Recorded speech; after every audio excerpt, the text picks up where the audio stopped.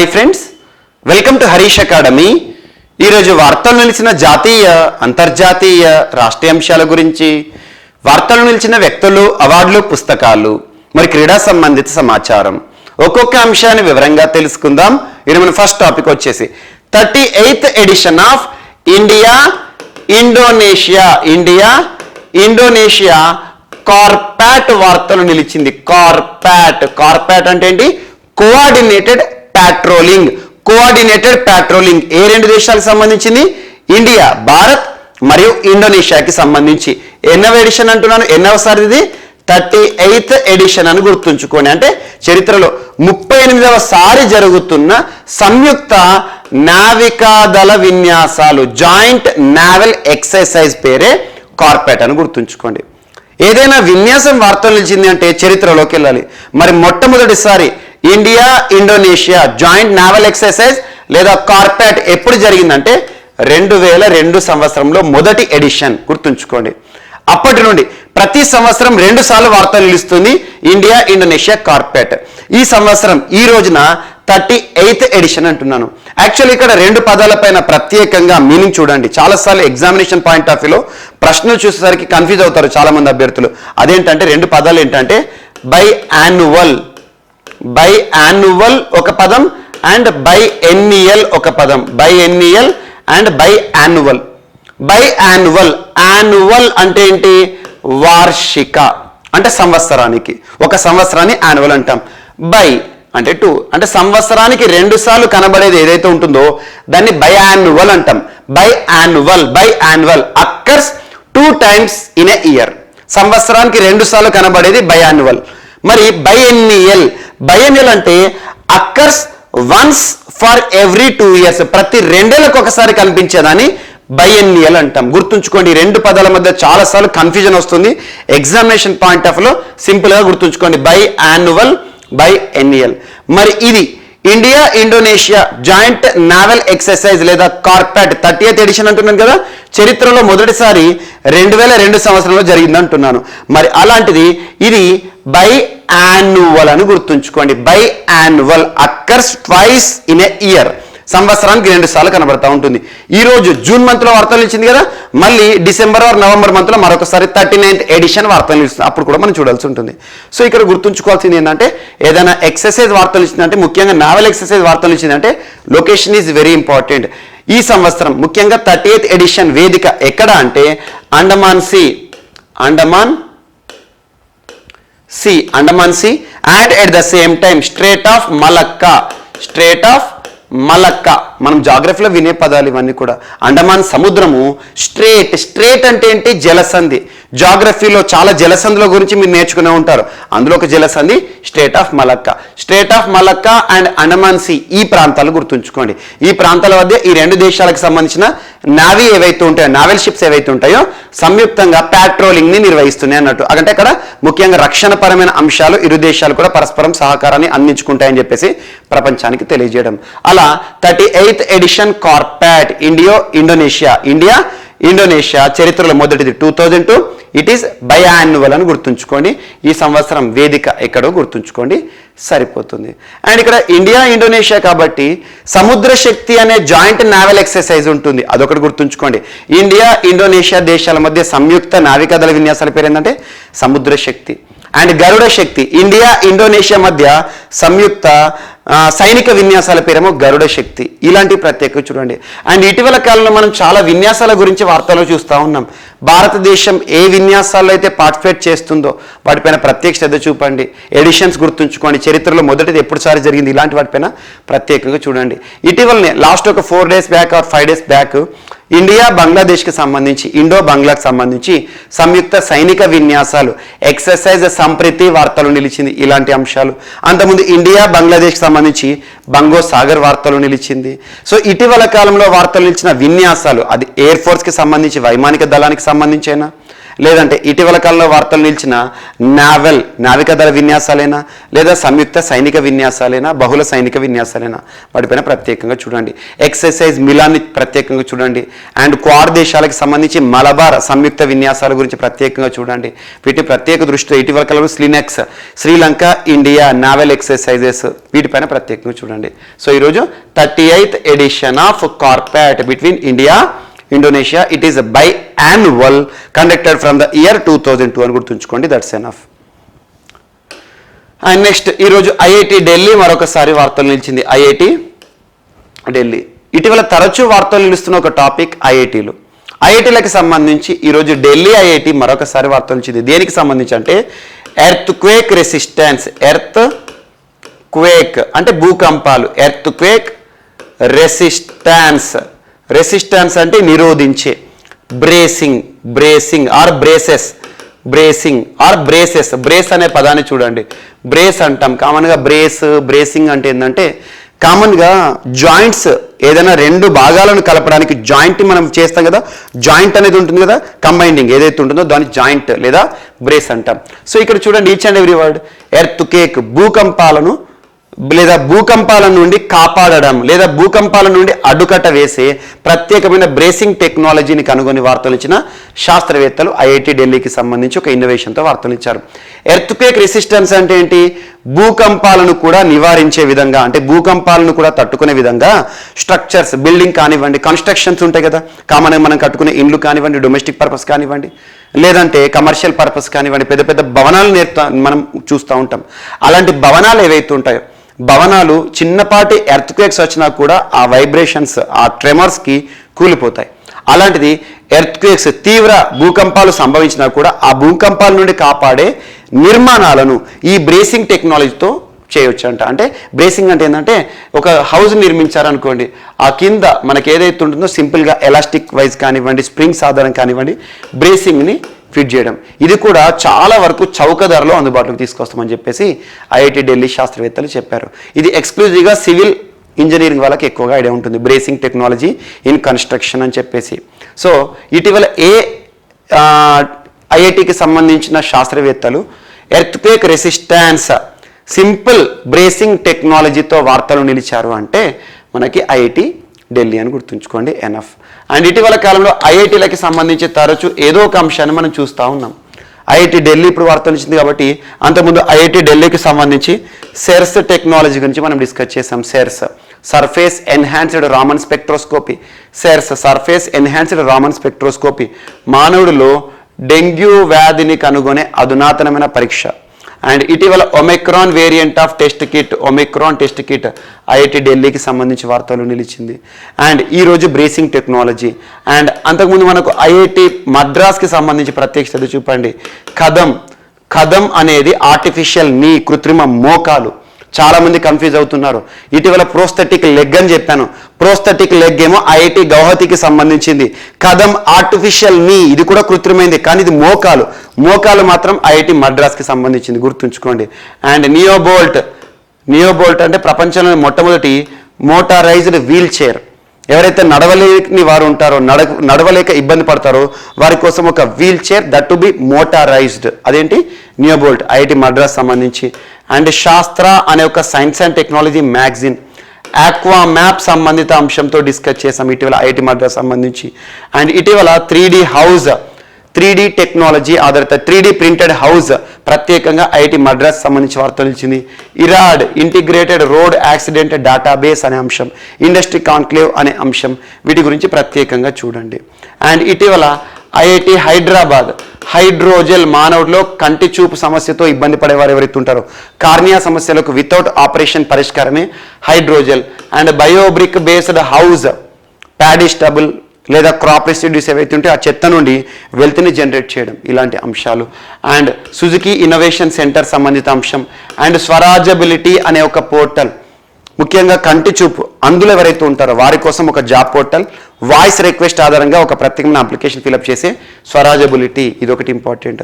And IIT Kanpur బయోవాచ్ సంబంధిత అంశం, ఎవరైతే అందులు ఉంటారో ముఖ్యంగా కంటి చూపులేమితో బాధపడేవారు ఎవరైతే ఉంటారో వారి యొక్క బాడీలోని అబ్నార్మాలిటీస్ని తెలియజేయడానికి ఒక స్మార్ట్ వాచ్, ఒక biowatch. And at the same time సమయాన్ని తెలుసుకునేందుకు టచ్ సెన్సిటివ్ వాచ్, హృదయంత్ర కృత్రిమ గుండె హృదయంత్రాన్ని కనుగొంటూ వార్తలు ఇచ్చారు ఐఐటి కాన్పూర్ శాస్త్రవేత్తలు. అండ్ ఐఐటి బాంబే శాస్త్రవేత్తలు కూడా ఇటీవల తరచూ వార్తలు ఇస్తున్నారు. Anti cannons, anti hail guns, nano sniffer, అతి స్వల్ప మోతాదులో పేలుడు పదార్థాలను కూడా గుర్తించే ప్రత్యేకమైన టెక్నాలజీ నానో స్నిఫర్. అండ్ ఇటీవల ఐఐటి గౌహతికి సంబంధించి లిథియం అయాన్ బ్యాటరీస్ పైన సామర్థ్యం పెంపు పైన వారు చేసిన పరిశోధనలు కానివ్వండి, IIT Kharagpur betel nut oil extraction, IIT Ropar world's first ever plant based air purifier, AmbiTag temperature monitoring tool, and ఇటీవల కాలంలో smokeless cremation system, and IIT Roorkee, IIT Dharwad, IIT Gandhinagar కూడా ఇటీవల ప్రత్యేక వార్తలు వచ్చాయి. వాటి లింక్ చేస్తూ చూడండి, ఐఐటీల పైన ప్రత్యేకత చూపండి. అండ్ నెక్స్ట్ పండ్లపై పురుగు మందులను కూడా గుర్తించి ఒక నానో సెన్సర్ని కనుగొంటూ కెరోలినా ఇన్స్టిట్యూట్ శాస్త్రవేత్తలు వార్తలు ఇచ్చారు. అదేంటో ఇప్పుడు చూద్దాం. సో పండ్లు ఆరోగ్యానికి మేలు చేస్తానంలో ఎలాంటి సందేహం లేదు. మరి వీటిపై పురుగు మందుల అవశేషాలు ఏమైనా ఉన్నాయి అనుకోండి. కామన్గా మనం బయట ఫ్రూట్స్ని కొనుగోలు చేస్తూ ఉంటాం, ఫ్రూట్స్ని కొంటూ ఉంటాం, చాలామంది కడుక్కోకుండా అలాగే తింటారు, చాలా డేంజరస్ అది. సో మరి వీటిపై పురుగు మందుల అవశేషాలు ఉంటే దాని యొక్క పరిస్థితి మనకి ఎంత తీవ్ర ప్రభావం చూస్తుందో మనకు తెలుసు. మన కంటికి కనిపించకుండా హాని చేసే అవకాశం ఉంటే ఈ విధంగా ఉంటుందని స్వీడన్లోని కారోలిన్స్కా ఇన్స్టిట్యూట్ పరిశోధకులు, సింపుల్గా కారోలిన్స్కా ఇన్స్టిట్యూట్ పరిశోధన శాస్త్రవేత్తలు అంటే ఏంటంటే మనకు ప్రతి ఏటా కూడా నోబెల్, ప్రపంచంలోని ప్రతిష్టాత్మక పురస్కారం నోబెల్ ఉంటుంది కదా, నోబెల్లో మెడిసిన్ ఉంటుంది, మెడిసిన్ అండ్ ఫిజియాలజీ అంటే వైద్య రంగంలో నోబెల్ అని చెప్పేసి దాన్ని అనౌన్స్ చేసేది కారోలినా ఇన్స్టిట్యూటే వారే. సో కారోలినా ఇన్స్టిట్యూట్ పరిశోధకులు ఓ సూక్ష్మ గ్రాహకాన్ని రూపొందించారంట. రసాయనాల సంకేతాలను లేదా సంకేతాలను ద్విగుణీకృతం చేసి నిమిషాల్లోనే పురుగు మందుల అవశేషాలను గుర్తించడం దీని యొక్క ప్రత్యేకత. ఈ సూక్ష్మ గ్రాహకానికి వెండి నానో పార్టికల్స్ పూత వేయడం ద్వారా దీన్ని సాధించడం జరిగిందంట. మనం తిండే పండ్లు, కూరగాయల మీద పెద్ద మొత్తంలో పురుగు మందుల అవశేషాలు ఉంటున్నాయని నిపుణులు ఆందోళన వ్యక్తం చేయడం మనందరికీ చూస్తూనే ఉన్నాం. ఇవి రకరకాల జబ్బులను తెచ్చిపెట్టే ప్రమాదం ఉందంట. ఇలాంటి పురుగు మందుల ఆనవాళ్ళను గుర్తించడానికి ప్రస్తుతం కొన్ని పద్ధతులు అందుబాటులో లేకపోలేదు. కాకపోతే ఏంటంటే వీటికి చాలా ఖర్చు అవుతుంది, చాలా కాస్ట్ ఎఫెక్టివ్. ఇవి పనిచేయడానికి అవసరమైన గ్రాహకాలు తయారు చేయడం చాలా కష్టమైన పని. ఇలాంటి ఇబ్బందులను తగ్గించడానికి పరిశోధకులు ఈ వినూత్న నానో సెన్సర్ని పరిశోధకులు గుర్తించారంట. దీన్ని తేలికగా తయారు చేయొచ్చంట, ఖర్చు అంతగా ఎక్కువ రాదంట. దుకాణాల వంటి చోట్ల అక్కడికక్కడే పురుగు మందుల అవశేషాలను గుర్తించడానికి దీన్ని వాడొచ్చు. దీని తయారీలో 1970లో కనుగొన్న SERS surface enhanced Raman scattering, surface enhanced Raman scattering పద్ధతిని కూడా వాడుతున్నారు. సో SERS టెక్నాలజీ వాడుతున్నారు. ఇది జీవాణువుల సంకేతాలను 10 లక్షల రెట్లు ఎక్కువగా పసిగట్టడం దీని యొక్క విశేషం అంట. దీన్ని ఇప్పటికే పలు పరిశోధన రంగాల్లో వాడుతున్నారు. ఖర్చు ఎక్కువ కావడం వల్ల విస్తృతంగా అందుబాటులోకి రాలేకపోయింది. ఏం లేదు, పండ్లపై పురుగు మందుల అవశేషాలను కానివ్వండి, మలినాలను కానివ్వండి గుర్తించే ఒక నానో పరికరాన్ని తయారు చేస్తూ వార్తలు ఇచ్చిన రీసెర్చర్స్ ఏ ఇన్స్టిట్యూట్కి సంబంధించిన వాళ్ళంటే కారోలిన్స్కా ఇన్స్టిట్యూట్, మనకు నోబెల్ అని గుర్తుంచుకోండి. అండ్ ఎక్కడ ఉంది ఇది? స్వీడన్. అండ్ నెక్స్ట్ ప్రపంచంలో మన భారతదేశానికి సంబంధించిన సంబంధాలు మనం చూస్తూ ఉంటాం, ముఖ్యంగా ఆయిల్ సంబంధం. ఎగ్జాంపుల్ ఇక్కడ టాపిక్ ఏంటంటే Russia overtakes Saudi Arabia to become India's second biggest oil supplier. ఇది keyword, oil supplier. Oil supplier అంటే ఏంటి? భారతదేశం ఆయిల్ అవసరాలని వివిధ దేశాల నుండి కొనుగోలు చేస్తుంది, దిగుమతి చేసుకుంటున్నాం. మనం డిపెండ్ అవుతున్నాం వివిధ దేశాలపైన, పెట్రోలియం, ఆయిల్ రిసోర్సెస్ పైన, ఎందుకంటే మన దగ్గర ఆ రిసోర్సెస్ రిజర్వ్స్ అనేవి లేవు కాబట్టి. అందులో ఆయిల్ సప్లయర్స్లో చాలా దేశాలు ఉన్నాయి. ఎగ్జాంపుల్ ప్రపంచంలోనే ఇరాక్ ఒక దేశం మనకు చాలా ప్రత్యేకం. ఇరాక్ చాలా largest, one of the largest oil producing country. అలాంటి ఇరాక్ నుండి మన భారతదేశం ఎక్కువ మొత్తంలో ఆయిల్ని దిగుమతి చేసుకుంటుంది. Iraq is the largest oil supplier to India అని గుర్తుంచుకోండి ఫస్ట్. మరి ఇప్పటివరకు ఇరాక్ తర్వాత సౌదీ అరేబియా ఉండేది సెకండ్ పొజిషన్లో. Second largest oil supplier to India is Saudi Arabia. కానీ ఇటీవల రష్యా సౌదీ అరేబియా స్థానాన్ని భర్తీ చేసిందంట. Second largest oil supplier to India ప్రస్తుతం రష్యా అంట, థర్డ్ సౌదీ అరేబియాకి వచ్చింది. ఇక్కడ ఎగ్జామినేషన్లో ఈ 3 కూడా గుర్తుంచుకోండి. భారతదేశానికి ఆయిల్ సప్లై చేసే దేశాలను గనక ఒక జాబితా, ఒక లిస్ట్ రూపంలో కనుక చూస్తే largest oil supplying country to India అంటే ఇరాక్, సెకండ్ ఇప్పుడు Russia, third Saudi Arabia. So ఈరోజు కరెంట్ టాపిక్ ఏంటి? అంతకుముందు సౌదీ అరేబియా సెకండ్ ఉండే, రష్యా థర్డ్ ఉండే, ఇప్పుడు రష్యా సెకండ్ వచ్చింది, సౌదీ అరేబియా థర్డ్కి వెళ్ళింది. జస్ట్ ఈ సెంటెన్స్ గుర్తుంచుకోండి, that's enough. And next Agnipath. Agnipath ఇది చాలా ఇంపార్టెంట్ యాక్చువల్గా. ఇటీవల త్రివిధ దళాలు, మన భారతదేశానికి త్రివిధ దళాలు కూడా ఇంపార్టెంటే. Example, India is called as peninsula. భారతదేశానికి 3 వైపులా కూడా సముద్రం ఉంది. సో 3 వైపులా సముద్రం ఉంది కాబట్టి సముద్ర ప్రాంతాల్లో రక్షణ కోసం మనకు ఇండియన్ నేవీ పనిచేస్తుంది. అలాగే వివిధ దేశాలతో సరిహద్దును పంచుకుంటుంది భారతదేశం. సో అక్కడ బిఎస్ఎఫ్ జవాన్లు కానివ్వండి, సింపుల్గా ఇండియన్ ఆర్మీ మనకు కంటికి రెప్పలను మనకు కాపాడుతుంది. అండ్ గగనతలం, వైమానిక రంగంలో కూడా శత్రు దేశాలు దాడిని చేయకుండా ఐఏఎఫ్, ఇండియన్ ఎయిర్ ఫోర్స్, 3 కూడా మనకు త్రివిధ దళాలు అంటాం. ఈ త్రివిధ దళాల్లో సైనికులు ఎవరైతే ఉంటారో, మన దేశ సేవ చేసే ఎవరైతే ఉంటారో వారికి రిక్రూట్మెంట్ ప్రాసెస్ అనేది మనం తరచూ చూస్తూ ఉంటాం. ఇలాంటి రిక్రూట్మెంట్ ప్రాసెస్లో ఇటీవల లాస్ట్ 2 years నుండి టూర్ ఆఫ్ డ్యూటీ అనే ఒక అంశం గురించి మనం చాలాసార్లు డిస్కస్ చేసాం. టూర్ ఆఫ్ డ్యూటీ 3 సంవత్సరాలు ఆర్మీలో పనిచేయడం అని చెప్పేసి, ఎవరైతే దేశ సేవ చేయడానికి కుతూహలంతో ఉంటారో వారి కోసం ఒక చక్కని అవకాశం. సేమ్ అలాంటిదే ఈ అగ్నిపత్. అగ్నిపత్ ఏంటంటే 4 ఏళ్ళ సర్వీస్ ఉంటుంది. యాక్చువల్గా ఎగ్జాంపుల్ నేను ఉన్నాను అనుకోండి, ఇండియన్ ఆర్మీలో చేరాలనుకుంటే కామన్గా ఇండియన్ ఆర్మీకి సంబంధించి రిక్రూటింగ్ ర్యాలీ కానివ్వండి ఇవన్నీ జరుగుతూ ఉంటాయి. సో నేను సెలెక్ట్ అయ్యాను అనుకోండి, 4 years నాకు సర్వీస్ ఉంటుంది. 4 years ప్రతి ఇయర్లో కూడా ప్రతి నెల నాకు గౌరవ వేతనం ఏదైతే ఉందో మంచి వేతనం జీతం వస్తుంది. 4 years అనేది నా టెన్యూర్ పూర్తవుతుంది. టెన్యూర్ పూర్తయిన తర్వాత ఈ 4 yearsలో కూడా ఫస్ట్ 6 months ట్రైనింగ్ ఉంటుంది. తర్వాత 3.5 years ఏదైతే ఉంటుందో అది మనం సేవ చేయాల్సి ఉంటుంది. మిలిటరీలో సేవ చేయాల్సి ఉంటుంది, లేకపోతే నేవీలో కానీ ఎయిర్ ఫోర్స్లో కానివ్వండి. అలాంటిది 4 years ముగిసింది అంటే నేను రిటైర్ అవుతాను. రిటైర్మెంట్ సమయంలో అంటే నా టెన్యూర్ పూర్తయిన సమయంలో ప్రభుత్వం నాకు 11 లక్షల రూపాయలను ఇస్తుంది అన్నట్టు, సింగిల్ పేమెంట్గా ఇచ్చేస్తుంది. ఎందుకంటే రిటైర్మెంట్ ఇచ్చే సింపుల్గా మనకి చాలా వరకు ప్రావిడెంట్ అని అంటాం కదా, అలా ఇచ్చేస్తుంది. అలా ఆ తర్వాత వారికి సంబంధించిన ప్లాట్ కానివ్వండి ఇలా సేమ్ ఎవరైతే పదవి విరమణ పొందుతారో అలాంటివి ఉంటుంది. కాకపోతే కొంతమంది ఏంటంటే ఈ 4 years సర్వీస్ పూర్తయినాక కొంతమంది మాత్రం పర్మనెంట్ సర్వీస్ కింద సెలెక్ట్ అవుతారు. పర్మనెంట్ అంటే డైరెక్ట్ ఇక రిటైర్మెంట్ ఏజ్ అనేది కామన్గా మనకు మిలిటరీ వాళ్ళు ఎవరైతే ఉంటారో ఎన్ని ఏళ్ళు చేస్తారో వాళ్ళ నిబంధనలన్నీ అమలు ఉంటాయి. అలాంటి ఒక అగ్నిపత్ అనేది రీసెంట్గా భారత ప్రభుత్వం లాంచ్ చేసింది. అదేంటి ఇప్పుడు చూద్దాం. సో అగ్నిపత్ స్వరూపం ఏ విధంగా ఉంటుందంటే పనిచేయాల్సిన విభాగాలు ఆర్మీ, నేవీ, ఎయిర్ ఫోర్స్ 3. శిక్షణ సమయం ఎంత ఉంటుందంటే 6 నెలల ట్రైనింగ్ ప్రోగ్రామ్ ఉంటుంది. ఆ తర్వాత సర్వీస్ సమయం 3.5 years ఉంటుంది. శాశ్వత కమిషన్ సెలక్షన్ ఏదైతే ఉంటుందో దీనికి సంబంధించి 4 ఏళ్ల సర్వీస్ అనంతరం నిర్వహించే తుది పరీక్షలో మెరుగైన ప్రతిభ చూపించిన అగ్నివీరుల్లో ఒక్కొక్క బ్యాచ్కి 25% మందిని పర్మనెంట్ చేస్తారంట. 4 years ఈజ్ మినిమం. పర్మనెంట్ కావాలంటే 25% from the each batch. So అది. అండ్ అగ్నిపత్ ద్వారా తుది దశలో ఎంపికైన యువతకు సైనికులతో సమానంగా ర్యాంకులు, వేతనాలు కూడా ఇస్తారంట పర్మనెంట్ వాళ్ళకి. 4 ఏళ్ల సర్వీస్ అనంతరం అగ్నివీర్ స్కేల్ సర్టిఫికేట్ మంజూరుతో పాటు పదవి విరమణ తర్వాత ఉపాధి అవకాశాలు పొందేలా నిబంధనలు కానీ రిజర్వేషన్స్ కానీ అమలు చేస్తారంట. అండ్ అగ్నివీరులుగా ఎంపికైన వారికి ఏదైనా రెజిమెంట్, యూనిట్ సంస్థలో పోస్టింగ్తో పాటు సైనిక బలగాల తరహాలో ర్యాంకింగ్ ఇస్తారంట. సో సర్వీస్ కాలంలో ప్రతిభ చూపించిన వారికి సేవా పథకాలు కూడా కామన్గా ఉంటాయి. అండ్ వేతనాలు, పింఛన్ల భారాన్ని తగ్గించుకోవడమే లక్ష్యంగా అని చెప్పేసి చాలామంది ఉంటున్నారు. కేంద్ర ప్రభుత్వం ఇది ఒక ఇనిషియేటివ్ తీసుకుందని చెప్పేసి అవన్నీ పక్కన పెడదాం, మనకు కాంట్రవర్సీ అవసరం లేదు. సో దరఖాస్తు అర్హతలు ఏ విధంగా ఉంటాయంటే అగ్నిపత్ స్కీమ్లో చేరాలనుకునేవారు కేంద్ర డేటాబేస్లో పేరు నమోదు చేసుకోవాలి. ఫస్ట్ ఎంపిక ఆటోమేటెడ్ పద్ధతిలో జరుగుతుంది.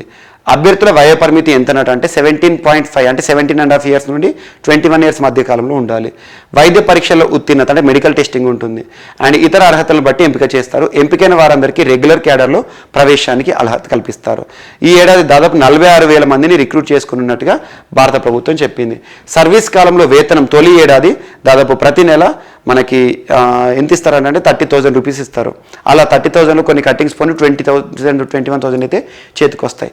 అండ్ వాళ్ళు ఎప్పుడైతే ఆ 4 years సర్వీస్ పూర్తవుతుందో వాళ్ళకు 11.71 లక్షల నిధిని పన్ను మినహాయింపుతో ప్రభుత్వం అందజేస్తుంది. సో బ్యాంకు నుంచి వాళ్ళు రుణ సాయాన్ని పొందాలన్న ఏదన్నా కూడా ప్రత్యేకంగా ప్రభుత్వ ఉద్యోగాన్ని కన్సిడర్ చేస్తారు. జస్ట్ గుర్తుంచుకోండి, ఇటీవల వార్తలు ఇచ్చిన అగ్నిపత్ దేనికి సంబంధించి అంటే సైన్యంలో 4 ఏళ్ల సర్వీస్ సంబంధించి 4 ఏళ్ళలో అద్భుతమైన ప్రతిభ చూపించిన వాళ్ళు అండ్ తర్వాత పరీక్షను క్వాలిఫై అయిన వారు ఎవరైతే ఉంటారో వారికి పర్మనెంట్గా కూడా రిక్రూట్ చేస్తారన్నట్టు. జస్ట్ గుర్తుంచుకోండి 4 years ఇది కూడా సేమ్ టూర్ ఆఫ్ డ్యూటీ లాంటిదే. అండ్ నెక్స్ట్ మనకు వాయు నాణ్యతకి సంబంధించి ఏ విధంగా మానవాళిపై ప్రభావాన్ని చూపిస్తుందని చెప్పేసి ప్రత్యేకంగా ఇటీవల కొన్ని గణాంకాలు వార్తొచ్చాయి. మనకు అంతకుముందు స్విట్జర్లాండ్కి సంబంధించి ఐక్యూ ఎయిర్ అనే సంస్థ చాలా వరకు కూడా ప్రపంచంలో వాయు కాలుష్య రాజధానుల్లో ఢిల్లీ నెంబర్ 1 అని, భారతదేశంలో వాయు కాలుష్యం చాలా గణనీయంగా పెరుగుతుందని చెప్పేసి, ఎక్కువగా నగరాలు భారతదేశంలో ఉన్నాయని చెప్పేసి నివేదికలను మనం చూస్తూ ఉన్నాం. సో అలాంటిది ఆయుష్లో 5 ఏళ్ళు ఫట్ అంటే ఏంటంటే వాయు కాలుష్యం కారణంగా ఒక వ్యక్తి బ్రతకాల్సిన వయసులో 5 ఏళ్ళ ముందుగానే చచ్చిపోతున్నారు. అలాంటి ఒక నివేదిక. వాయు కాలుష్యంతో భారత్కి డేంజర్ ఉందంట. ఢిల్లీ వాసుల ఆయుష్లో 10 ఏళ్ళు కోత పడుతుందట. 70 ఏళ్ళు బతికేటోడు 60 ఏళ్ళకి చచ్చిపోతున్నాడు సింపుల్గా. షికాగో యూనివర్సిటీ వారు ఇటీవల ఒక అధ్యయనం చేశారు, ఆ నివేదికను విడుదల చేశారు. వాయు కాలుష్యం దేశ ప్రజల ఆరోగ్యానికి పెనుముప్పుగా మారుతుందంట. కాలుష్యం కట్టడికి ప్రపంచ ఆరోగ్య సంస్థ నిర్దేశించిన ప్రమాణాలు పాటించకపోతే సగటు భారతీయుడు ఆయుర్దాయం ఏకంగా 5 ఏళ్ళు తగ్గుతుందని తాజా సర్వే ఒకటి హెచ్చరించింది. ప్రపంచవ్యాప్తంగా ప్రజల ఆయుర్దాయం 2.2 ఇయర్స్ తగ్గుతుందని తేల్చెప్పింది. ప్రపంచ దేశాల్లో వాయు కాలుష్యంపై అమెరికాలోని షికాగో యూనివర్సిటీకి చెందిన energy policy institute air quality life index ఇటీవల విడుదల చేసింది. ప్రపంచంలోని అత్యంత కలుషిత మహానగరాల జాబితాలో ఢిల్లీ ఫస్ట్ ప్లేస్లో ఉంది. గాల్లో అత్యంత కాలుష్య కారకాలైన సూక్ష్మ ధూళికణాలు పర్టికులేట్ మ్యాటర్ 2.5 సూక్ష్మాతి సూక్ష్మమైనవి 2.5 ప్రతి క్యూబిక్ మీటర్లో సగటున 107 మైక్రోగ్రాములకు మించి ఉన్నాయని చెప్పేసి నివేదిక చెప్తుంది. అదే WHO గైడ్లైన్స్ ఏంటంటే 5 మైక్రోగ్రామ్స్ మించొద్దు క్యూబిక్ మీటర్కి. ఇది WHO నిర్దేశ ప్రమాణాల కంటే ఏకంగా 21 టైమ్స్ మోర్ అంట. ఢిల్లీలో వాయు కాలుష్యం ఇలాగే కొనసాగితే ప్రజల సగటు ఆయుష్ ఏకంగా 10 ఏళ్ళు తగ్గుతుందని వివరించడం జరిగింది. గాలిలో PM 2.5 క్యూబిక్ మీటర్ 5 మైక్రోగ్రాములకు మించొద్దని WHO స్పష్టం చేసింది. 2013 నుంచి ప్రపంచవ్యాప్తంగా పెరుగుతున్న వాయు కాలుష్యంలో 44% దాదాపు వాటా భారతదేశం చెప్తోంది ఈ యూనివర్సిటీ, షికాగో యూనివర్సిటీ. జస్ట్ గుర్తుంచుకోండి, వాయు కాలుష్యం కారణంగా సగటు జీవి భారతదేశంలో ఎన్నేళ్ళు ఆయుష్ను తగ్గే అవకాశాలు ఉందని షికాగో యూనివర్సిటీ చెప్పిందంటే 5 ఇయర్స్. అదే ఢిల్లీ వాసులు అయితే 10 ఇయర్స్, అంటే బ్రతికే ఏజ్ 50 ఏళ్ళు అనుకుంటే 40 ఏళ్ళకే చచ్చిపోతారు అన్నట్టు. తీవ్రంగా వాయు కాలుష్యం వాళ్ళపైన ప్రభావం చూపిస్తుందని ఒక నివేదిక షికాగో యూనివర్సిటీ చెప్పింది. ఇక్కడ ఒక కేసులా గుర్తుంచుకోండి, Subhash Kumar versus state of Bihar 1991 case. According to article 21 మనందరికీ తెలుసు ప్రాథమిక హక్కు, the supreme law of the land. భారతదేశంలోనే అత్యున్నత చట్టమైన రాజ్యాంగంలో ఆర్టికల్ 21 జీవించే హక్కు గురించి చెప్తుంది. ఆ జీవించే హక్కులో భాగంగా సుప్రీంకోర్టు 1991లో ఒక కేసు విషయంలో ఏమని చెప్పిందంటే Subhash Kumar versus state of Bihar కేసులో స్వచ్ఛమైన గాలి, పరిశుభ్రమైన నీరు, సుస్థిర వాతావరణం పొందడం కూడా ఒక వ్యక్తి ప్రాథమిక హక్కులో భాగమే, జీవించే హక్కులో భాగమే అని చెప్పేసి ఈ కేసులో సుప్రీంకోర్టు వ్యాఖ్యానించింది. ఇలాంటి అంశాలు ప్రత్యేకంగా కొన్ని కేసెస్ని కూడా గుర్తుంచుకోవాలి. గ్రూప్ 1 లాంటి మెయిన్స్ పరీక్షలు అడిగితే మనం ఏదైతుందో సింపుల్ ఆన్సర్ రాస్తే మార్క్స్ రావచ్చు, కొన్ని సమయంలో రాకపోవచ్చు. ఇలాంటి కేసెస్ కానీ ఎగ్జాంపుల్స్ కానీ చూపించామనుకోండి ఎక్కువ మార్కులు వచ్చేందుకు స్కోప్ ఉంటుంది. అండ్ నెక్స్ట్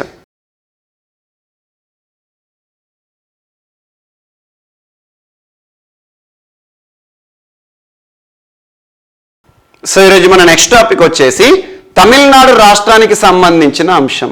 తమిళనాడు రాష్ట్ర ప్రభుత్వం ఇటీవల ప్రారంభించిన ప్రత్యేక కార్యక్రమం, ప్రత్యేక పథకం విద్యారంగానికి సంబంధించిన కార్యక్రమం. అదేంటంటే ఎన్నం ఎజుతుం.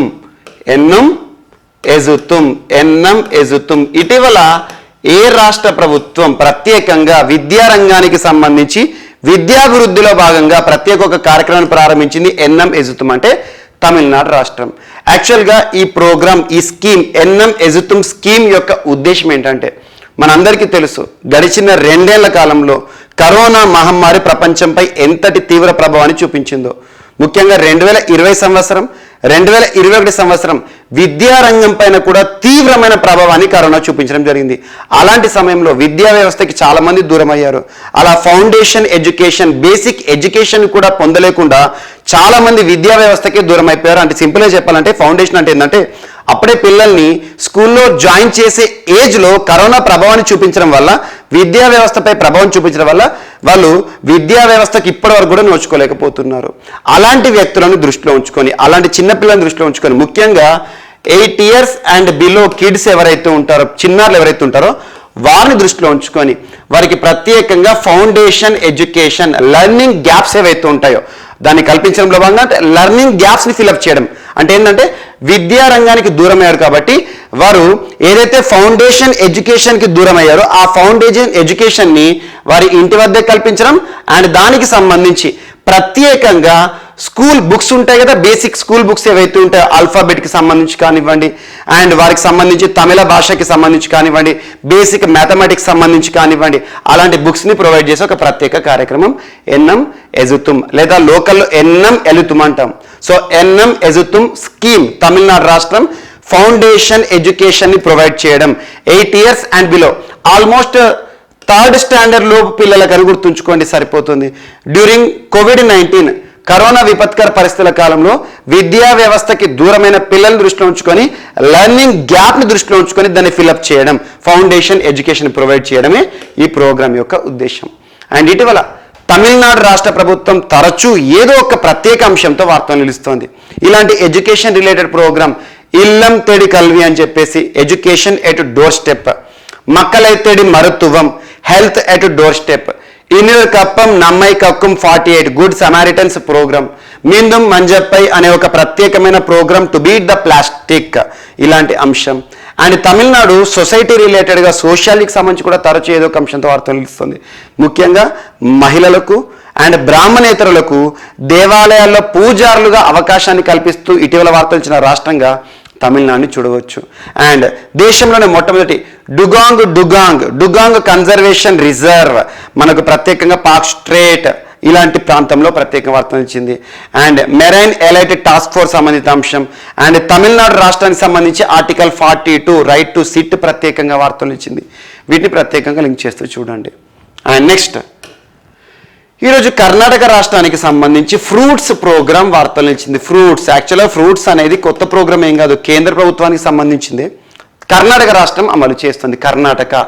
సో ఫ్రూట్స్ యొక్క యాక్రోనిమ్ ఏంటంటే ఫార్మర్ అంటే రైతు, ఫార్మర్ రిజిస్ట్రేషన్ అంటే రైతుకి సంబంధించిన నమోదు, ఫార్మర్ రిజిస్ట్రేషన్ అండ్ మరియు unified beneficiary information system.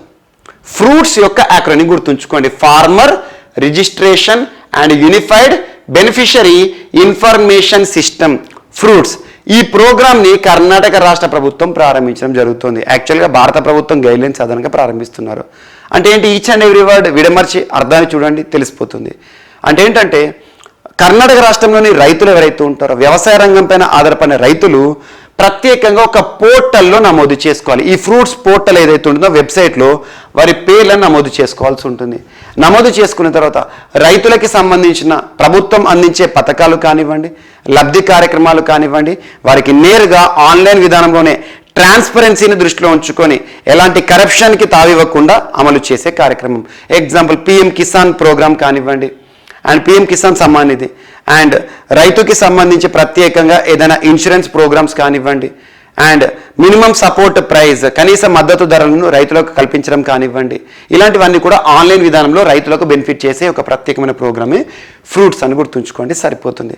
And ఇటీవల కర్ణాటక రాష్ట్ర ప్రభుత్వం కూడా తరచూ వార్తలు నిలుస్తుంది. ఎక్కువగా వివాదాలు, బైబిల్ వివాదం, హిజాబ్ వివాదం, హలాల్ వివాదం, ఇలాంటి అంశాలు. అండ్ దేవాలయాల పరిసర ప్రాంతాల్లో హిందువులు మాత్రమే వ్యాపారాలు నిర్వహించుకోవచ్చు అని చెప్పేసి ప్రత్యేకంగా వార్తలు ఇచ్చింది. అండ్ ఇటీవల కొప్పాయి టాయ్ క్లస్టర్ కానివ్వండి, Koppal toy cluster and art park, దేశంలోనే మొట్టమొదటి ఆర్ట్ పార్క్, దేశంలోనే మొట్టమొదటి ఏవిజిసి సెంటర్, దేశంలోనే మొట్టమొదటి రాష్ట్రంగా కర్ణాటక రాష్ట్రం ఇటీవల వార్తలు ఇచ్చింది. దేనికి సంబంధించి అంటే ఇంజనీరింగ్ R&D పాలసీని విడుదల చేసిన రాష్ట్రం. ఇలాంటి ప్రత్యేకమైన అంశాలు లింక్ చేస్తూ చూడండి. అండ్ నెక్స్ట్ హర్యానా రాష్ట్రానికి సంబంధించి సుజల్ అనే ఒక ప్రోగ్రాం వార్తలు ఇచ్చింది. జల్ అంటే వాటర్. యాక్చువల్గా సుజల్ అంటే ఏంటంటే to monitor and to control piping system. అంటే ఏం లేదు, రాష్ట్రంలో పైపుల ద్వారా అందించే నీళ్ళు ఏవైతే ఉంటాయో, వాటర్ ఏదైతే పైప్ ద్వారా మనం పొందుతాం కదా, ఆ మోటార్డ్ పైప్స్ ఏవైతే ఉంటాయో వాటికి ప్రత్యేకంగా మానిటర్ చేయడానికి ఒక మెజరింగ్ ఎక్విప్మెంట్, మెజరింగ్ టూల్ని బిగించడం అన్నట్టు. రాష్ట్రంలో మొత్తం కూడా నీటిని దృష్టిలో ఉంచుకొని, సో ఏదైతే పైపుడ్ వాటర్ ఉంటాయో ఇంటికి వచ్చే డ్రింకింగ్ వాటర్ అండ్ వ్యవసాయానికి ఉపయోగపడే వాటర్ ఏవైతే ఉంటాయో సాగునీరు కానివ్వండి, ఆ మోటార్లు బిగించి మోటార్ ద్వారా ఎంత మొత్తంలో నీటిని వాడుతున్నారు ఆన్లైన్ విధానంలో మొత్తం నీటికి సంబంధించిన సమాచారాన్ని సేకరించడానికి, నీటికి సంబంధించిన సమాచారాన్ని పొందుపరచడానికి ఈ సుజల్ అనే ఒక ప్రత్యేక కార్యక్రమాన్ని ఇటీవల ఏ రాష్ట్ర ప్రభుత్వం ప్రారంభించిందంటే హర్యానా. సుజల్ ప్రోగ్రామ్ అంతకుముందు మనం ఒడిషా రాష్ట్రం గురించి కూడా చూసాం. Sujal drink from tap water mission 24/7 అని చెప్పేసి పూరి దేశంలోని మొట్టమొదటి సిటీ వార్తలు వచ్చింది. అది వేరు. ఇదేంటంటే ప్రత్యేకంగా to monitor water, to control water, ఎంత మొత్తం అయితే వాటర్ పోతున్నాయి, ఎంత మొత్తంలో వాటర్ని మనం వాడుతున్నాం, దాని మొత్తం ఆన్లైన్ డేటాబేస్ని మేనేజ్ చేసే కార్యక్రమం హర్యానా రాష్ట్రానికి సంబంధించి గుర్తుంచుకోండి. అండ్ ఇటీవల హర్యానా రాష్ట్రం కూడా తరచూ వార్తలు నిలుస్తుంది. హరిహిత్ స్టోర్స్ కానివ్వండి, దేశంలోనే మొట్టమొదటి గ్రెయిన్ ATM, ధాన్యపు ATM అనే ఒక అంశం కానివ్వండి, ఇలాంటి అంశాలు లింక్ చేస్తూ చూడండి.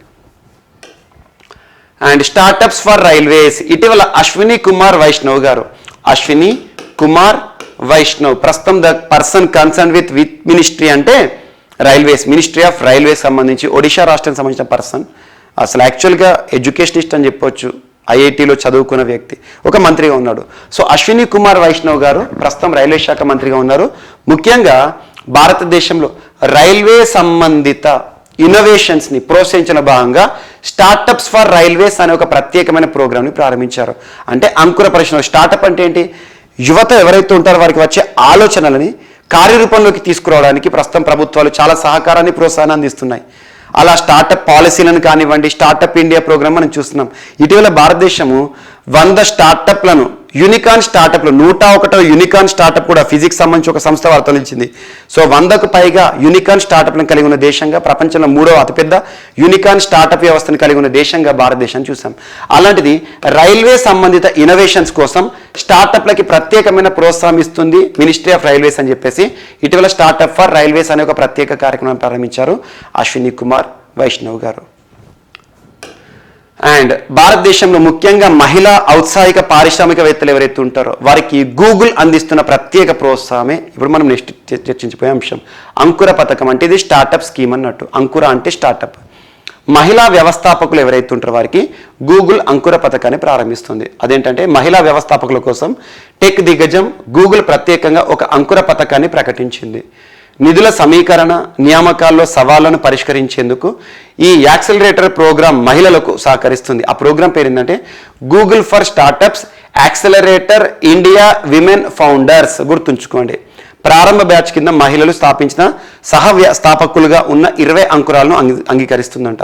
3 నెలల పాటు ఈ కార్యక్రమం ఉంటుంది. అమెరికా, చైనాల తర్వాత భారత్లోనే అతిపెద్ద అంకుర వ్యవస్థ ఉంది. భారత్లో 100కు పైగా యూనికార్న్ స్టార్టప్స్ అంటే $100 కోట్ల విలువైన సంస్థలు ఉన్నాయి. ఇందులో 2022లోనే 22 జత అయ్యాయి. అయితే 15% భారత యూనికార్న్లు మాత్రమే 1 లేదా అంతకంటే ఎక్కువ మంది మహిళా వ్యవస్థాపకులను కలిగి ఉన్నాయని గూగుల్ పేర్కొంది. అంటే మహిళా వ్యవస్థాపకుల కోసం, స్టార్టప్లను ఏర్పాటు చేసే మహిళల కోసం గూగుల్ ప్రారంభించిన ప్రత్యేక కార్యక్రమమే Google for startups accelerator India women founders అని గుర్తుంచుకోండి, సరిపోతుంది. అండ్ నెక్స్ట్ ఈరోజు వార్తల్లో వ్యక్తుల విషయానికి వస్తే, ఇటీవల కాలంలో తరచూ వార్తలు నిలుస్తున్న ఒక మహిళ సుప్రీంకోర్టు మాజీ న్యాయమూర్తి. సో ఫార్మర్ ఎవరైతే ఉంటారో సుప్రీంకోర్టులో రిటైర్మెంట్ పొందిన న్యాయమూర్తి, మాజీ న్యాయమూర్తి, తన పేరు రంజనా ప్రకాష్ దేశాయ్. రంజనా ప్రకాష్ దేశాయ్ ఇటీవల చాలాసార్లు వార్తలు ఇస్తున్నారు. ముఖ్యంగా జమ్మూ అండ్ కాశ్మీర్కి సంబంధించి నియోజకవర్గాల పునర్వ్యవస్థీకరణ ఉంటుంది కదా, డీలిమిటేషన్ ఏదైతే ఉంటుందో ఆ కమిటీకి హెడ్గా రంజనా ప్రకాష్ దేశాయ్ గారి గురించి మనం డిస్కస్ చేశాం. అండ్ ఇటీవల ఉత్తరాఖండ్ రాష్ట్రంలో ఆర్టికల్ 44 యూనిఫామ్ సివిల్ కోడ్ అమలుకి సంబంధించి ఉత్తరాఖండ్ రాష్ట్ర ప్రభుత్వం రంజనా ప్రకాష్ దేశాయ్ గారి ఆధ్వర్యంలోనే కమిటీని వేసింది. అలాంటి రంజనా ప్రకాష్ దేశాయ్ గారు ఈరోజు ప్రత్యేకంగా ప్రెస్ కౌన్సిల్ ఆఫ్ ఇండియా పత్రికలకు సంబంధించి ప్రెస్ కౌన్సిల్ ఆఫ్ ఇండియాకి నూతన చైర్పర్సన్గా నియమితులవుతూ వార్తలించారు. Ranjana Prakash Desai PCI Press Council of ఇండియాకి నూతన హెడ్ అని గుర్తుంచుకోండి, సరిపోతుంది. తరచూ వార్తలు ఇస్తున్న పర్సన్ కాబట్టి ఖచ్చితంగా తన గురించి ప్రశ్నలు అడగబోయే అవకాశాలు ఉంటాయి. అండ్ నెక్స్ట్ ఈరోజు క్రీడలకి సంబంధించి Khelo India Youth Games, Khelo India Youth Games 2021కి సంబంధించి ఇటీవల ముగిశాయి. అందులో హర్యానా రాష్ట్రం ఫైనల్లో మహారాష్ట్రను బీట్ చేయడం ద్వారా టైటిల్ని గెలుచుకుంది. ఖేలో ఇండియా యూత్ గేమ్స్ విజేత ఎవరు అంటే హర్యానాను గుర్తుంచుకోండి. హర్యానా ఆల్మోస్ట్ 137 మెడల్స్ని సాధించింది. అందులో 52 స్వర్ణ పథకాలే ఉన్నాయి. ఎగ్జామినేషన్లు ఇదంతా అడగరు. ఖేలో ఇండియా యూత్ గేమ్స్ విజేతగా వార్తనిచ్చిన జట్టు ఏంటంటే హోమ్ టీమ్ హర్యానా అని గుర్తుంచుకోండి, సరిపోతుంది. హర్యానా గవర్నర్గా ప్రస్తుతం మన బండారు దత్తాత్రేయ గారే విధులు నిర్వర్తిస్తున్నారు. సో ఇవి మనకి ఈరోజు వార్తలు ఇచ్చాయి. ఒకసారి ర్యాపిడ్గా చూస్తే 38th edition of CORPAT India Indonesia CORPAT వార్తలు ఇచ్చింది. And next Indian Institute of Technology Delhi శాస్త్రవేత్తలు ఎర్త్క్వేక్ రెసిస్టెన్స్ బ్రేసింగ్ టెక్నాలజీతో వార్తలు నిలిచారు. అండ్ నెక్స్ట్ పండ్లపై పురుగు మందులను ఏవైతే ఉంటే అవశేషాలను గుర్తించే నానో సెన్సర్స్ని తయారు చేస్తూ కెరోలినా రీసెర్చ్ ఇన్స్టిట్యూట్ శాస్త్రవేత్తలు. భారతదేశానికి ఆయిల్ సప్లై చేస్తున్న దేశాల్లో 2వ స్థానంలోకి రష్యా చేరింది. మొదటి స్థానంలో ఇరాక్, 3rd పొజిషన్లో Saudi Arabia. And 4th Agnipath programme ముఖ్యంగా ఆర్మీకి సంబంధించి. అండ్ నెక్స్ట్ ఆయుష్లో 5 ఏళ్ళు ఫట్ అంటే ఏంటంటే భారతదేశంలో వాయు కాలుష్యం తీవ్ర రూపం దాలుస్తోంది, వాయు కాలుష్య నియంత్రణ చేయకపోతే ఎలాంటి పరిణామాన్ని ఫేస్ చేస్తుందని చెప్పేసి షికాగో యూనివర్సిటీ వారు చేసిన పరిశోధనలు. అండ్ ఎన్నుం ఎజుతుం అనే ఒక ప్రత్యేకమైన కార్యక్రమం ముఖ్యంగా తమిళనాడు రాష్ట్రానికి సంబంధించి to fill up the educational or learning gaps in Tamil Nadu. And fruits అనే ప్రోగ్రామ్ కర్ణాటకకి సంబంధించిన ఒక portal. And Sujal programme Haryana రాష్ట్రానికి సంబంధించి. అండ్ ఫైనల్గా స్టార్టప్స్ ఫర్ రైల్వేస్ అనే ఒక అంశం. అండ్ గూగుల్ ముఖ్యంగా భారతదేశంలో మహిళా వ్యవస్థాపకులు ప్రత్యేకంగా ఒక ఇనిషియేటివ్ని వార్తలు నిలిచింది. అండ్ రంజనా ప్రకాష్ దేశాయ్ గారు ప్రెస్ కౌన్సిల్ ఆఫ్ ఇండియాకి నూతన హెడ్గా వార్తలు ఇచ్చారు. And Khelo India Youth games 2021 విజేతగా హర్యానా 52 స్వర్ణ పథకాలతో. సో ఇవి ఈరోజు వార్తలు నిలిచిన అంశాలు. మిస్లేనియస్ అంశాలు ఏమైనా మిగిలిపోతే మాత్రం రేపటి క్లాస్లో యాడ్ చేసుకుని నేర్చుకుందాం. రేపు కలుద్దాం. Thank you.